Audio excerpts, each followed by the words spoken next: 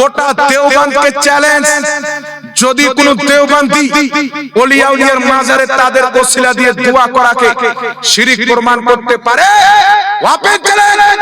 কালকে আগে এই কথাটা ছাড়বেন ছোট করে কেটে, ইউটিউবাররা আগে এটা ছাড়বেন, গোটা দুনিয়ার দেওবন্দিকে চ্যালেঞ্জ, তাদের যারা জিম্মেদার ওলামা আছে, মৌলভী আছে, রেডি করো, যদি আল্লাহ ওয়ালাদের মাজারে তাদের ওসিলা দিয়ে দোয়া করাকে কোন দেওবন্দি শিরক প্রমাণ করতে পারে, খোদার কসম খেয়ে বলি, যেটা চোরের শাস্তি ওটা আমার শাস্তি হবে, মুখ মাঙ্গা তাকে ইনাম দেওয়া হবে।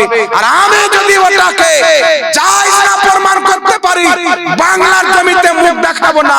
আর যদি কোন দেওবন্দীদের বড় আলিম বা বর্ধমানের পোল্ট্রি মুরগির চ্যালেঞ্জ অ্যাকসেপ্ট না করে, মনে করবেন বাপের বেটা নয়, ডাব্বার দুধ খেয়েছে, মায়ের দুধ খাই।